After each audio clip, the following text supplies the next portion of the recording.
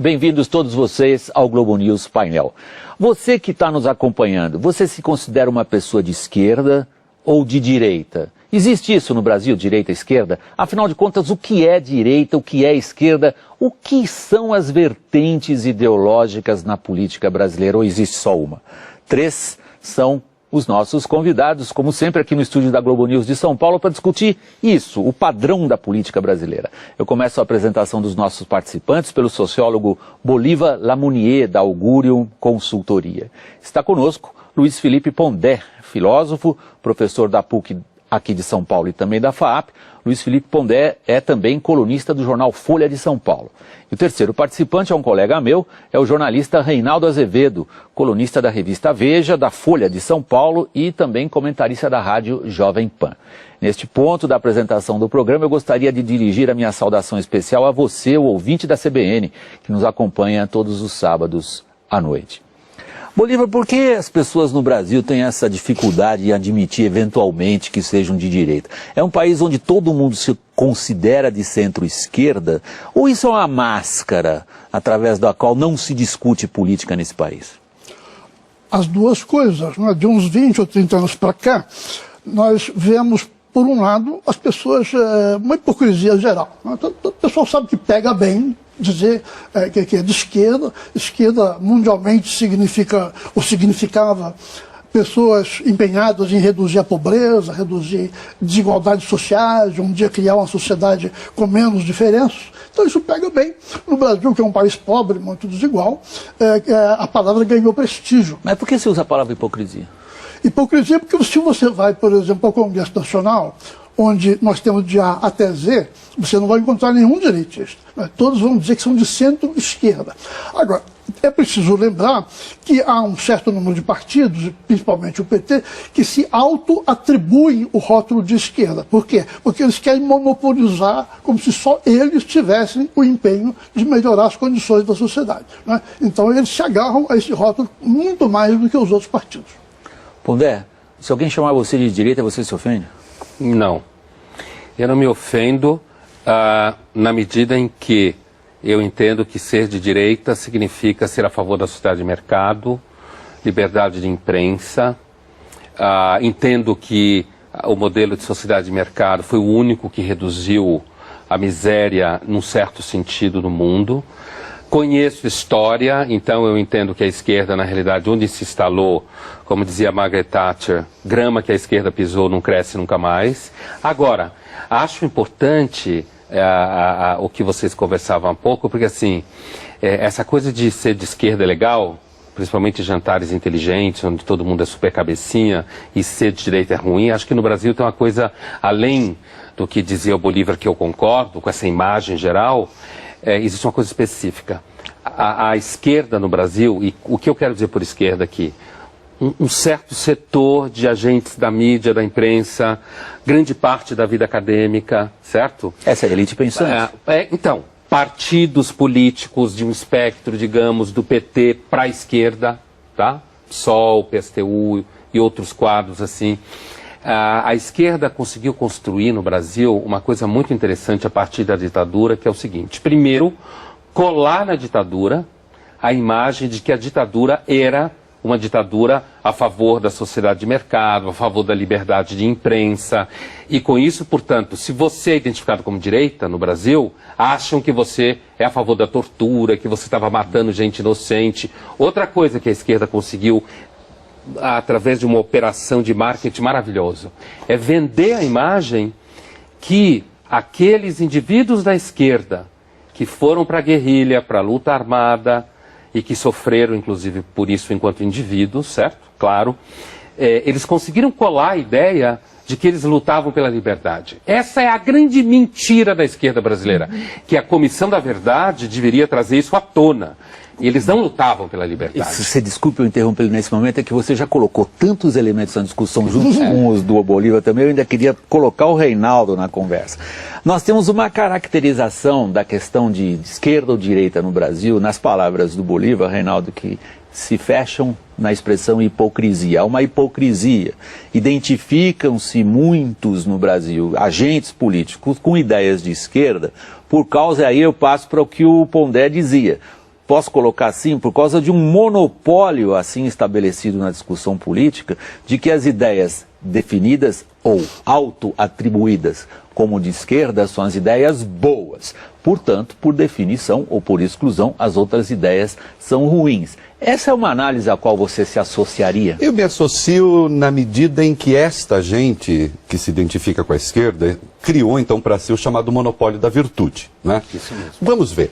Se nós ficarmos nos marcos estritos do que vem a ser esquerda, direita, do que vem a ser socialismo, o socialismo como tal acabou mesmo. Ele está morto, definitivamente. Não há em lugar mais nenhum do mundo. Só nas periferias. A não ser Cuba, Coreia do Norte. Aliás, no Guardian, essa semana, um articulista disse: o regime supostamente comunista da Coreia do Norte, eu não entendi, porque supostamente... É porque ele deve ser comunista. Ele deve ser comunista. É o regime comunista por excelência. Né? É o regime comunista por excelência. O comunismo é aquilo. Então, nos marcos técnicos do socialismo, o socialismo acabou. Para onde migraram as esquerdas? Essa é uma história que começa lá com Gramsci, né, o teórico do comunismo italiano. Dos anos 30. Dos anos 30. Então nós vamos fazer, na verdade, fazer a guerra cultural. Esta é a questão. A esquerda se atomizou. Quando você está falando nós vamos fazer, você está se referindo às ideias de Antônio Gramsci. De Antônio Gramsci. Que é famoso por causa do bloco histórico. Do bloco histórico. Da imposição através de intelectuais de uma hegemonia de pensamento. De uma hegemonia de pensamento, uma hegemonia intelectual. Então nós, da esquerda, agora sabemos que a luta armada está se mostrando uma realidade difícil. Ela foi recuperada em Cuba um pouquinho depois, mas logo morreu. Então nós vamos fazer a luta cultural. Não é? A esquerda se atomizou em grupos. Então, hoje, ser de esquerda é, por exemplo, defender a discriminação das drogas. Esta é uma ideia boa, considerada boa.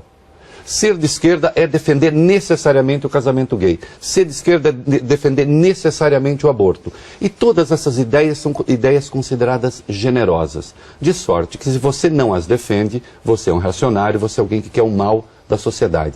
Veja, você não tem esquerdista hoje defendendo economia planificada. Vocês veem algum? Economia planificada estrito senso? Não, mas de intervenção estatal, sim. Intervenção estatal, sim. Você tem um grau maior ou menor de intervenção estatal, mas veja, William, isso você tem na Europa também. Essa é uma discussão relevante. Né? Você tem o Partido Socialista na França, que defende mais Estado, você tem os descendentes do gaullismo que querem menos Estado. Na Alemanha, a democracia cristã, um pouco menos Estado. Se juntaram os dois agora, a democracia cristã e a social-democracia, num governo de grande coalizão. Né? Exatamente. Mas você tem ali uma certa divergência. No Brasil, essa divergência, a rigor, quase não existe. O empresariado brasileiro é de direita? Você está dizendo, no fundo, que não existe no Brasil uma divergência ideológica no debate. Não. Volta ao que você dizia no começo, então, Bolívar, porque um ponto do que o Reinaldo levantava era, de fato, uma discussão em torno de valores. Alguns dos exemplos que você citou são valores culturais, ou valores morais, ou valores de civilização, como você quiser, bem claros. Mas não, você acha que não há realmente um debate em torno desses valores, além... Veja, há uma imposição dos monopolistas da virtude. Então, se você quiser discutir a sério o aborto, é praticamente impossível, porque a discussão do aborto migra para a discussão do direito da mulher. E a partir daí, então, direito da mulher como valor positivo em si, indiscutível, você já não discute mais o aborto. Torna-se impossível uma discussão dessas, porque, de fato, boa parte da sociedade brasileira não está interessada na discussão de valores, no sentido cultural amplo, ou porque, de fato, esse monopólio gramsciano está de tal forma estabelecido que não há mais espaço, Bolívar? Eu me inclino muito pela segunda hipótese. Eu acho que a ascensão do PT, a figura do Lula, essa votação maciça, realmente equivaleu, não estou dizendo que foi por intenção, mas equivaleu na prática, quase como uma censura do debate público. Né? Na universidade dificilmente se pode discutir, porque é maciçamente de esquerda petista. Em qualquer lugar que você for, nos jornais, é assim. Então, agora, eu acho que é preciso fazer aqui uma distinção importante. Veja, em certos assuntos, a discussão diminuiu por boas razões. Por exemplo, 50 anos atrás, havia no Brasil uma corrente grande de social e de pensamento que, de fato, se opunha há políticas sociais redistributivas. É uma direita no sentido caracterizado. Ela é gente reacionária, que tem que parar qualquer reforma social. Então, aquilo acabou. Então, neste aspecto, a discussão diminuiu por boas razões. É porque hoje no Brasil há um consenso de que todos queremos melhorar a sociedade, neste sentido. Mas aí entra o gramscismo, aí entra a esquerda organizada, aí entra o que eu chamei de autoatribuição.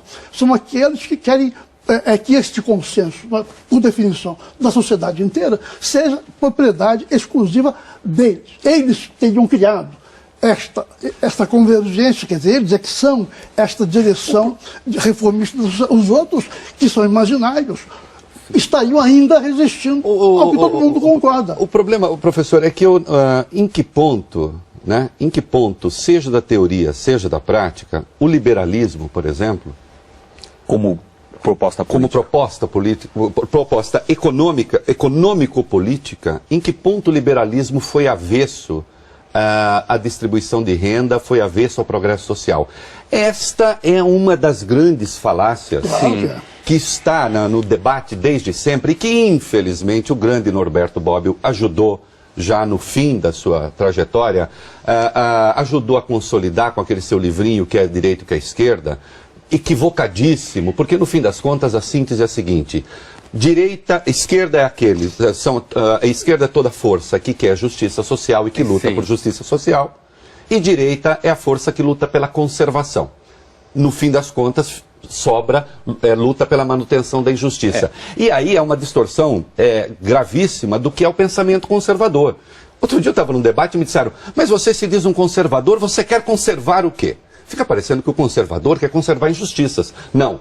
Numa sociedade democrática, o conservador conserva as instituições que garantem a democracia por meio das quais se vai lutar por justiça. Você não vai solapar, portanto, direitos e garantias democráticas para fazer justiça social. E para mim, hoje, esta é a definição que eu tenho de direita e de esquerda. A direita, na democracia, né, a direita democrática, ela respeita as instituições e quer justiça social igualmente e não entende que solapá-las é positivo, e a esquerda acha que solapando instituições consegue fazer justiça e, portanto, isso é positivo. Pondé, vai lá. Independente do que você quiser dizer, algo que o Reinaldo acabou de dizer me leva a um esforço quase de puxar de novo a análise que vocês fazem do plano mais abrangente, que o que vocês acabaram de fazer foi na definição conceitual, de acordo com a teoria política clássica, do que seriam propostas de esquerda e de direita. Eu estou fazendo esse papel chato de puxar vocês para a realidade brasileira. Por que essa discussão conceitual não ocorre no Brasil? Ou se ocorre pela hipocrisia, pelo monopólio da virtude, a expressão que você usou, ou, como você disse na sua primeira intervenção, Pondé, porque um grupo foi capaz de impor uma visão dos fatos históricos. E eu acho que no Brasil, assim, voltando ao que eu estava dizendo e avançando a partir do que o Reinaldo dizia, é assim, no Brasil houve uma espécie de marketing gramsciano em que os atores intelectuais, seja da mídia, da imprensa, da academia, conseguiram colar em si mesmos a imagem de que eles são do bem quando são de esquerda. Está tudo dominado. Assim, eu que atuo na academia, que sou professor há muitos anos, tanto na pós quanto na graduação, para mim é muito claro que existe uma oposição entre esquerda e direita. Só cuidado com a sua mão, que você está o microfone, o pessoal em casa não vai conseguir entender o que você diz. Então, assim, para mim que estou na universidade, é muito claro que existe uma oposição entre esquerda e direita. Não conceitualmente bem elaborada. Mas a realidade nunca é conceitualmente bem elaborada, né? Essa realidade banal do dia a dia. E essa oposição aparece, por exemplo, em que você tem cerceamento, você tem agressão, agressão intelectual, você tem uma coisa que, assim, você escreve uma coisa no jornal hoje, ou está dando uma aula, dependendo do público que está te ouvindo, você tem que tomar cuidado. Você tem que como dar prova de pureza ideológica.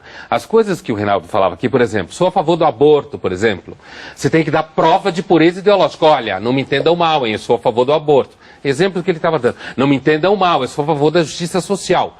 Eu entendo que uma das melhores formas de justiça social é você ter um mercado ativo que produz emprego, certo? E que se eu estou de saco cheio de você, que é meu patrão, eu arrumo emprego em outro lugar. Para mim isso é justiça social. E não o Estado taxar, se meter na economia o tempo inteiro. Então a minha impressão é de que existe, no dia, pelo menos na academia eu sinto, e tem outra coisa, William, essa questão do conceito, a dificuldade do debate conceitual, eu também tenho uma visão muito clara que é a seguinte, há uma espécie assim de... é inviável, é quase inviável o acesso à bibliografia. Os alunos da universidade praticamente só leem Marx, Rousseau, Foucault e Bourdieu. Acabou! Os professores não dão acesso aos alunos lerem outra biografia. Então você tem uma espécie assim, de contenção e de censura. Bolívar, tem um clássico na análise submarxista da realidade. Eu estudei ciência política e li muito Marx, como por interesse pelo pensamento no fundo, mas muitas vezes o que me constrange é ver a baixa qualidade de quem se diz marxista ao usar ferramentas da escola de pensamento marxista para tentar interpretar a realidade. E uma dessas análises submarxistas mais rastaqueras, mais rasteiras, mais imbecis no fundo, é a que estabelece aquelas ligações imediatas entre pertencer a uma classe social e defender uma ideia qualquer. Então, por fulano ser de tal classe, evidentemente ele tem que defender essa. Essa análise submarxista provavelmente tem dificuldades em entender por que, como você também dizia no começo do programa, boa parte do empresariado brasileiro também se designa como centro-esquerda. O que acontece com esses agentes econômicos ou agentes políticos, e para usar o submarxismo, e o seu pertencer a uma classe? Muito bom. É claro que essa proposição era ruim na origem, não? E foi piorando com o passar do tempo. Cada novo intérprete piorava mais um pouco. A sociedade na Europa, nos Estados Unidos, foi caminhando para uma sociedade de massas, na qual foi ficando muito difícil de distinguir nitidamente classes sociais, mas quanto mais esse processo avançava, mais os submarxistas insistiam que você só podia compreender atribuindo a uma classe, né? Quer dizer, da contramão completa.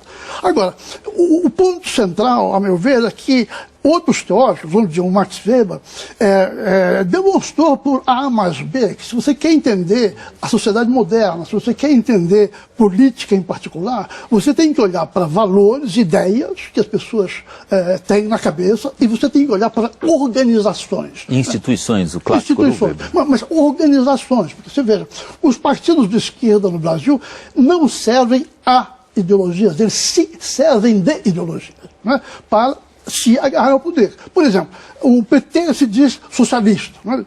Bom, está no programa. Está no programa. Bom, o socialismo marxista e tal abomina o paternalismo. O PT é absolutamente paternalista. Tanto assim que não investe coisa alguma em educação, que é a grande alavanca, que é melhorar a sociedade pelo Bolsa Família. Se diz democrático, é uma meia-verdade, porque ele é anti-institucional. Qualquer partido de esquerda que se leve a sério, ou meio a sério, é anti-institucional. Por quê? Porque ele tem um objetivo, um destino, que é a sociedade sem classes. No raio que eu parto daqui a 200 anos. Então ele não pode ser a favor. Ele não pode ser a favor das instituições que estão operando aqui hoje, aquilo que o Reinaldo dizia.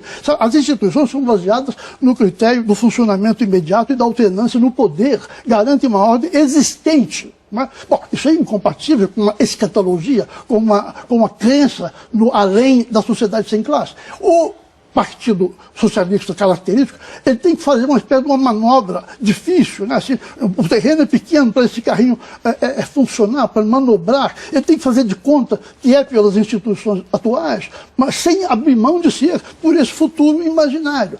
Então é tudo, isso é parte do que eu chamo a hipocrisia ideológica. Assim, você tem a hipocrisia individual, a maioria das pessoas né?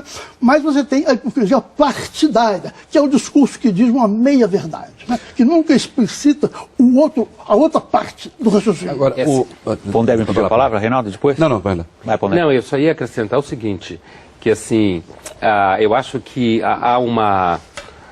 quando o Bolívar falava o verdadeiro socialismo, ou teoricamente definido, o partido faria isso e na prática o PT faz outra coisa, eu tenho sempre a impressão, e as pessoas que se identificam com a esquerda normalmente oferecem esse tipo de argumento, que é, olha, se a gente se o socialismo fosse verdadeiro, então a União Soviética não foi socialista, por exemplo. Nem a Coreia do Norte. Né? Então, para mim, eu vou fazer uma analogia com o cristianismo, como religião, mas podia fazer com qualquer uma, e considero o cristianismo infinitamente superior ao socialismo como teoria e como prática, tá? Apesar de não ser cristão e nem acreditar em nada disso, mas assim, é o mesmo argumento. Quando alguém diz assim, não, o cristianismo, ele era pleno. A Igreja Católica perverteu, o protestantismo perverteu.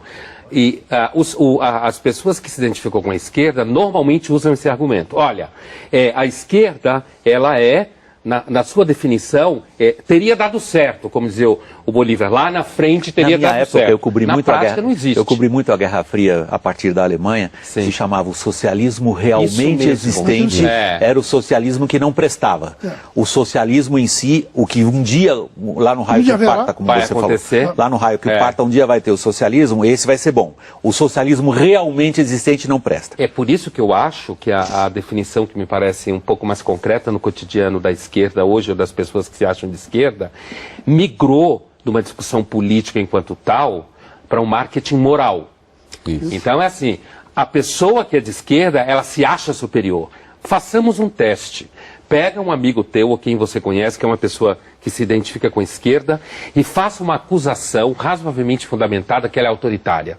Ela vai parar de funcionar que nem um computador com vírus. Ela entra numa crise. Como? Eu? Reacionário? Não, não pode ser. Eu sou a favor das liberdades. Porque, para mim, essa é a definição contemporânea mais atual de alguém que se acha de esquerda. Ele se acha moralmente superior. Reinaldo. Queria destacar um aspecto aí do debate, que é o seguinte, se eles já não são mais socialistas porque não são, né, queria voltar um pouquinho à questão, por que o empresariado brasileiro se diz de centro-esquerda? Bom, entre outras razões, que mama nas tetas do BNDES, sim. Tá certo? Então, evidentemente, um Estado Mas já se dizia antes. Já se dizia antes, não, claro, mas um Estado paternalista, um Estado patrão, nesse sentido, evidentemente, gera um empresariado bastante servil, né? Se essa esquerda ela não defende mais os marcos do socialismo, não quer dizer que politicamente ela não seja herdeira legítima do autoritarismo bolchevique. Isso ela é. Quer dizer, o PT ainda se concebe, e os seus satélites à extrema esquerda, eles ainda se concebem como partidos únicos, eles se pensam como partidos únicos. Eles têm uma concepção, digamos, evolucionista da sociedade. Não é que você discorda deles porque você tem o direito natural à discordância numa sociedade democrática. Você é atrasado. Sim. E como tal... E mal. E como tal, você tem de ser submetido por mal à reeducação, ou então você será um objeto que vai ser superado pela história, né? E neste sentido, aí eu quero evocar então um texto que me parece definidor, que é a moral deles e a nossa, do Trotsky, do livro Moral e Revolução, em que ele diz, olha, existem um clássico da literatura política. É um clássico da política. E se você for ver, o Gramsci está pensando praticamente a mesma coisa numa outra perspectiva. Gramsci foi perseguido por ser identificado como trotskista. Como trotskista. Porque ele está pensando a mesma coisa. Quer dizer, quando ele concebe, o Gramsci pensava o partido que ele chamava do moderno príncipe. Não é? O partido é aquele que vai representar a sociedade. Ele vai, no fundo, substituir a sociedade. E tudo o que se fizer será feito em benefício ou em prejuízo deste partido. Né? Reinaldo, desculpe eu te interromper nesse momento, é que nós estamos chegando ao final do primeiro bloco. Você concluiu nessa frase? A gente retoma a discussão. Eu quero lembrar que o Trotsky dizia o seguinte, para a nossa moral, certas coisas são permitidas, matar, roubar, o que for. Aí ele disse, mas tudo é permitido? Perguntaria o farisaico. Eu disse, tudo, desde que seja para fortalecer o partido. Vamos ver por que não há um partido de direita no Brasil, quando a gente retomar a discussão no próximo bloco. Como a gente costuma fazer aqui no painel, nós deixamos uma pergunta no ar ao final do primeiro bloco, com a qual a gente reinicia o programa nesse instante, Bolívar. Por que não há um partido no Brasil, ou um agrupamento político até, vamos ampliar um pouquinho mais, que defenda ideias de direita? Por duas razões, bem, a meu ver, bem claras, né? A primeira é que nós sempre tivemos uma máquina de Estado que é uma máquina econômica, não é? É o que nós chamamos do patrimonialismo, é uma super máquina burocrática que é o grande agente econômico do Brasil e que trabalha para que o setor privado se mantenha fraco, não é? O setor privado, simbioticamente, gostou dessa ideia, não é? E resolveu mamar nas tetas do Estado, como dizia o filósofo Delfim Neto. não é verdade? Então, essa é a primeira razão. Se é tão fácil você ter acesso ao BNDES, a toda a Caixa Econômica, ao Banco do Brasil, sem ter que trabalhar e fazer um partido, para que eu fazer partido? Agora, a segunda é a respeito das próprias lideranças políticas. Se tem 30 partidos no Brasil, eu posso escolher qualquer um, né? Os pequenos, desde que você tenha uns 50, 100 mil votos garantidos, te dão tranquilamente a legenda. Para que alguém vai fazer um partido se essa coisa horrorosa, se essa gelatina assegura as oportunidades de entrada no sistema? Você percebe o que eu estou dizendo? Não há, na verdade, nem no setor econômico, empresarial, nem na classe política, um pouco de discernimento que fazer um partido com a identidade real, com a identidade séria, é um valor importante. Não. Como o PT é. O PT é o único partido nesse sentido que tem um valor, qualquer que seja. Tinha no início, tinha no início. Ou pelo menos diz defender um valor. Então eu penso que o que há é da parte, tanto na parte do empresariado, como na parte das lideranças políticas, da classe política, como se costuma dizer, o que há é um oportunismo, quer dizer, é muito mais fácil se adaptar ao que existe, por mais estranho que seja essa gelatina, do que fazer alguma coisa séria pensando num sistema político brasileiro mais desenvolvido para daqui a 10, 15, 20 anos. Muito poucas pessoas no Brasil hoje trabalham com essa visão de 15 ou 20 anos. Né? Você sabe, algumas das que eu acredito que façam isso. Assim, eu acho, ao contrário assim, do que normalmente a gente pensa, que o PT continua sendo ideologicamente consistente. No sentido de que, na medida que você passa a prática, por exemplo, quando os réus do mensalão se chamam de presos políticos, por exemplo, há uma lógica nisso. Você pode... Todo partido comunista ou socialista, né? Às vezes eu volto a falar o nome comunismo porque eu acho que tem que dar nome aos bois. Todo partido comunista ou socialista que se instalou no poder, de fato, foi corrupto. Que teve o poder pleno da sociedade, o processo de corrupção é normal. Normal no sentido de que, porque há casos de corrupção, isso não significa que o partido não esteja ideologicamente orientado. Porque dentro da orientação ideológica está justificado ter casos de corrupção, não estou dizendo que todo mundo é corrupto, mas é justificado o caso de corrupção se servir a causa. Então, quando alguém diz uma situação como essa, que ele está sendo, que ele é preso político, dentro da lógica dele, ele continua servindo a causa. É uma corrupção ideologicamente orientada. Eu evoquei o texto, a moral deles e a nossa do Trotsky, justamente pensando em emendar com a coisa do mensalão.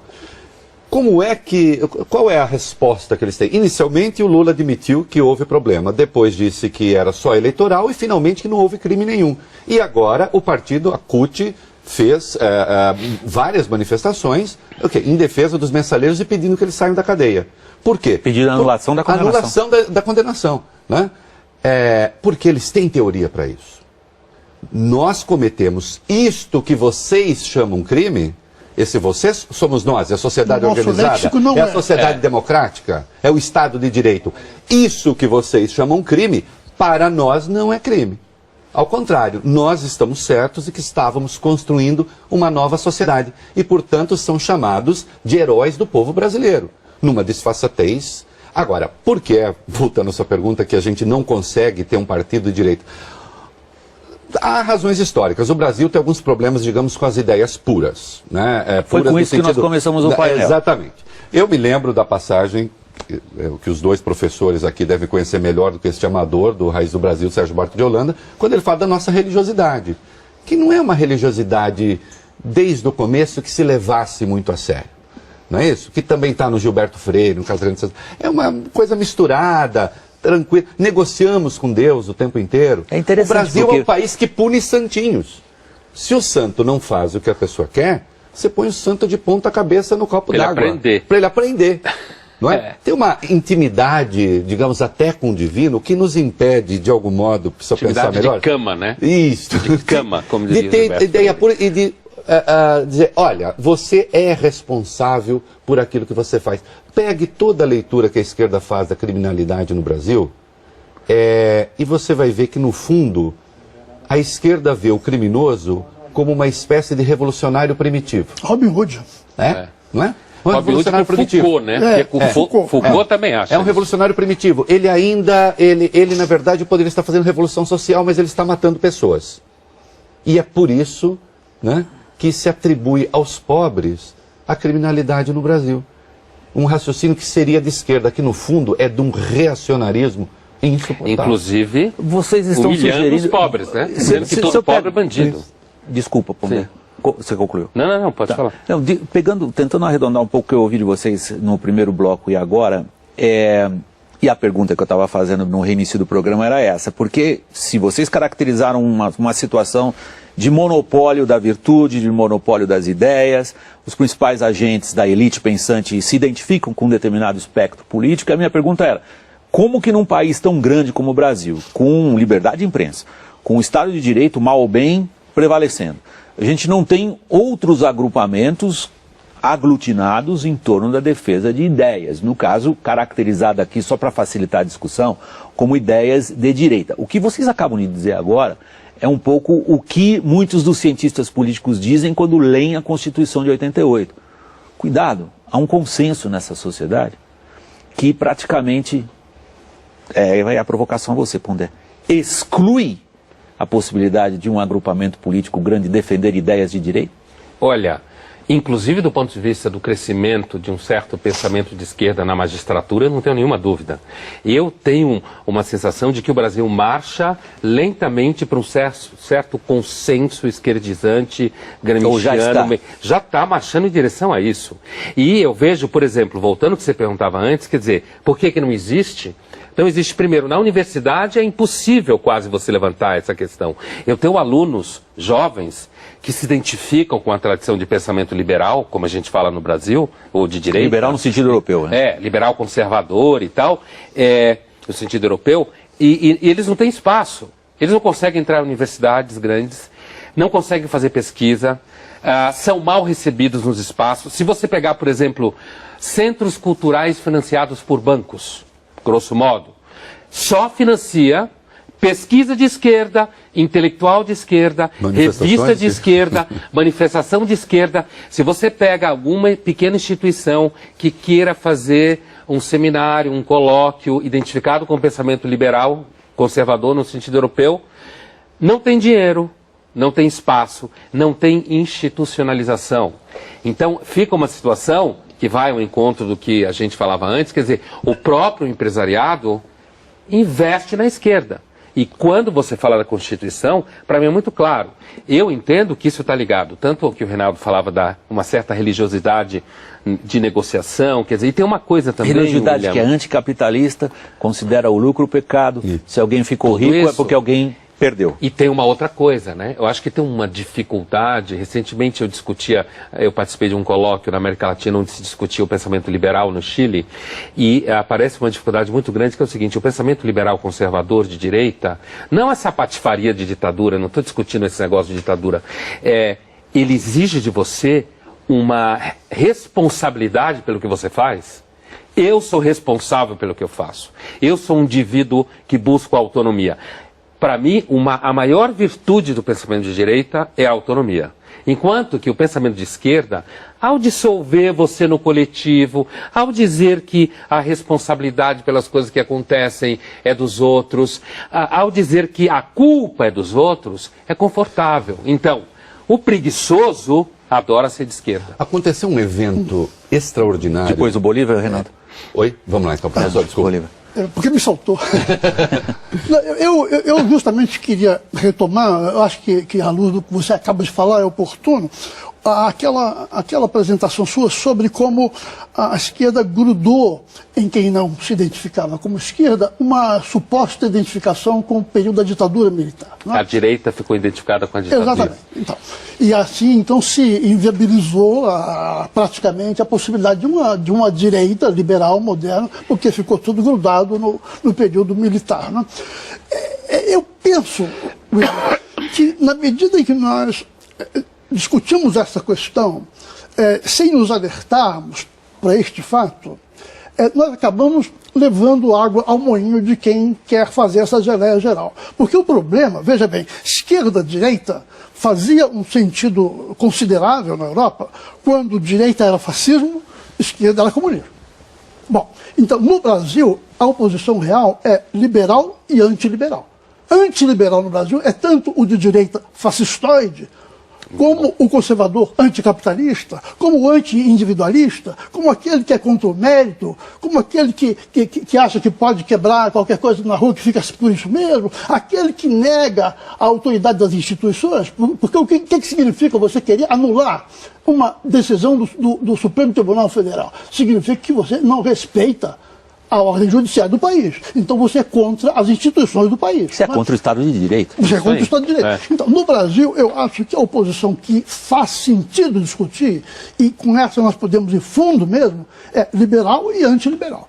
Ótimo. Aí volta a mesma questão, eu acho. Eu acho que a proposta que você coloca é excelente, que ela ajuda a gente a sair dessa camisa de força, direita-esquerda, onde alguns já colocam um rótulo nos outros e impedem qualquer discussão, e no fundo a gente caracterizar quem é a favor da autonomia do indivíduo ou quem é a favor de uma utopia social mal definida, que algum partido ou agrupamento vai definir em nome desses indivíduos. Porém, volta a mesma questão. Por que aqueles que se identificam com ideias liberais, do ponto de vista da organização da atividade política no Brasil, estão em tamanha inferioridade diante do que vocês mesmos falaram? Até quando eu fiz a brincadeira, está tudo dominado, o primeiro que disse foi Modestin, na academia está. Você se referiu, se a gente for ao parlamento, nós vamos encontrar a grande maioria dos políticos que se auto-atribuem certas ideias. E o Reinaldo fez menção aos textos clássicos na análise dele. Isso, e na academia, no jornalismo, sem querer abrir espaço para demagogia pessoal, quando eu fui contratado para ser colunista da Folha de São Paulo, houve uma gritaria, inclusive no meio jornalístico, eu não tenho como negar isso aqui, sendo jornalista, dizendo que a imprensa estava dando uma guinada à direita. Pela simples razão de que eu não sou de esquerda, dos 500 colunistas, há muito mais colunistas na imprensa brasileira do que queijo na França ou o que quer, quantos não são de esquerda? Que guinada era esta? Então você tenta criar um rótulo, uma demonização do pensamento, né? Nefasta e sem entrar no mérito do que o outro pensa. Esta é a questão. Mas eu queria fazer uma outra provocação aqui, que é a seguinte. Eu estou entre aqueles que acreditam que a diferença da esquerda para a extrema esquerda é uma diferença de grau. Em última instância, um esquerdista, por mais moderado que ele seja, ele acredita que um ente de razão, que um partido é o construtor da sociedade, é o engenheiro da sociedade. Se vai fazer isso com mais velocidade ou menos, se vai impor as suas medidas com mais brutalidade ou menos, aí as circunstâncias políticas determinam.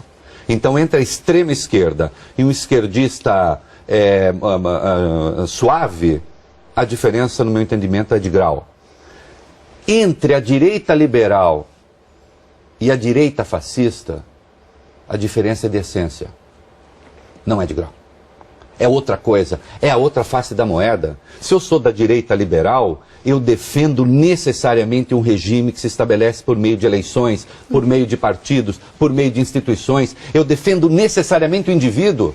Como é que eu, da direita liberal, que defendo o indivíduo, posso ser um fascista, como nos atribuem? Fascistas? Se o fascismo significa o poder do Estado. O fascismo e o comunismo não se trata aqui de fazer ligeirezas, mas são co-irmãos. A diferença é que um atribui ao partido e o outro ao Estado. Lenin e Mussolini se admiravam mutuamente. Não é? Como é que diz o companheiro Lenin, né? Uma revolução sem pelotão de fuzilamento não faz sentido? Bom, eu não quero abrir uma linha de discussão no painel, porque a gente ia começar um outro programa. Esse aqui está chegando já no terço final.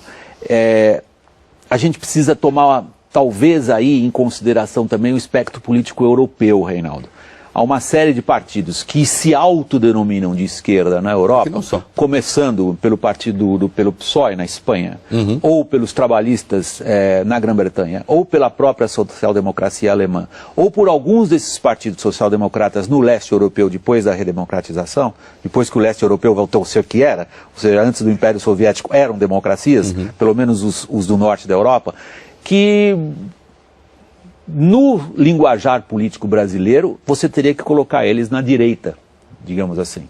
Tá. Não são partidos são partidos que, em outras palavras, abdicaram das ideias trotskistas ou gramscianas. É apenas como parênteses, porque eu fui correspondente tantos anos na Europa, e quando vejo de novo a social-democracia alemã, que tem essa característica tão forte no apoio a sindicatos, sobretudo, Mas veja, William, junto com a democracia cristã. Mas aí eu volto à minha questão para o Brasil, eu puxo vocês um pouco para o lado do Brasil de novo. Quer dizer, vocês falam de uma situação, ao longo dessa edição do Globo News Painel, de guerra cultural. É essa a definição, eu acho. Nessa guerra cultural parece que tem um lado infinitamente mais forte que o outro. Acabando de começar, e é por isso que eles Começando, ficam... você acha? Ou está terminando? É assim, quando o Não. Reinaldo fala da guinada direita, da mídia, da imprensa, porque o que caracteriza a esquerda no debate cultural é que ela não tolera a diferença. Isso. Apesar de falar de diferença o tempo inteiro.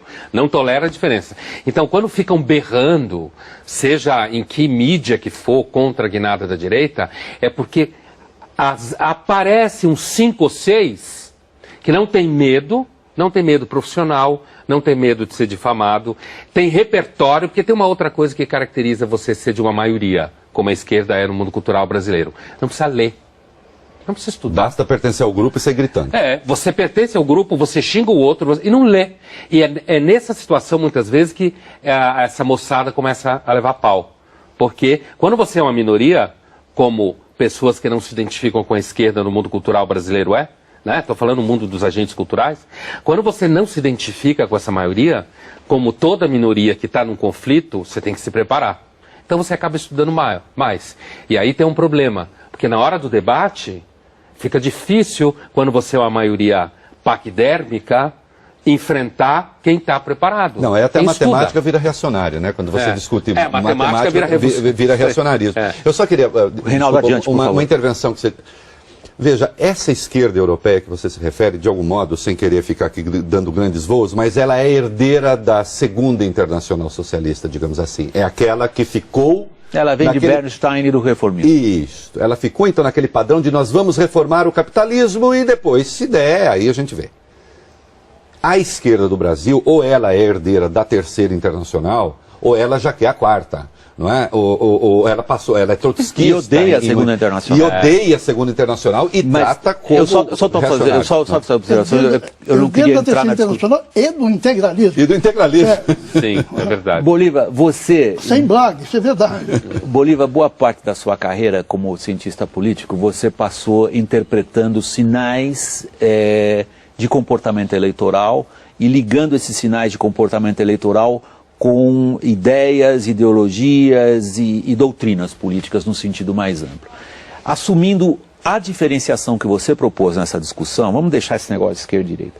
Vamos ver no Brasil a diferença entre os que são liberais e antiliberais. Você diria a candidatos políticos que no Brasil não dá para ganhar voto com uma proposta liberal?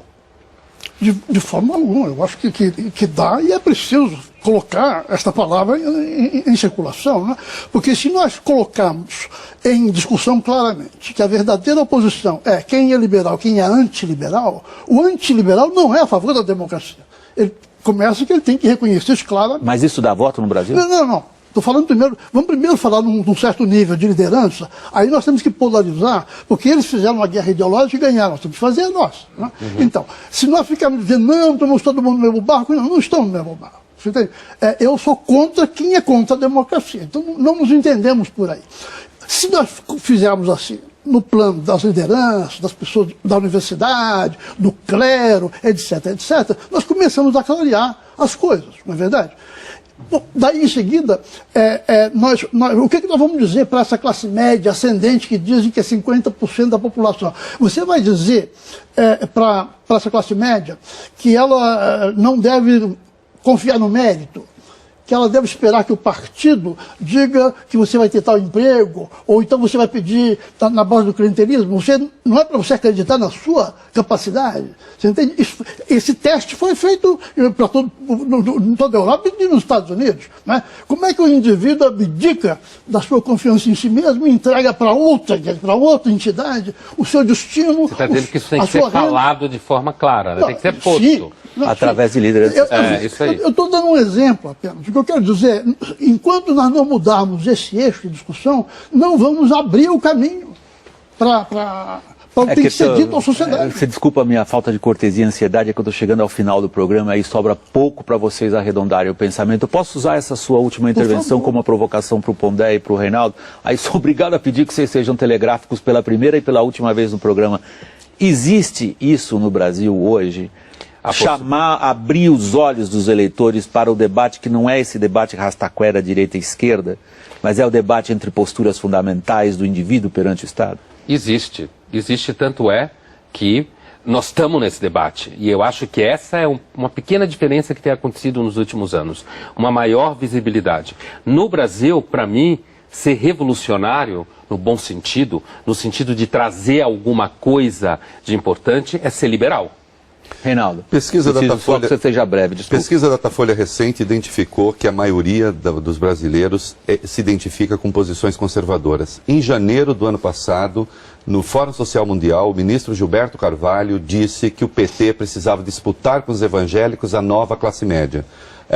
Esta classe média ascendente, a classe C.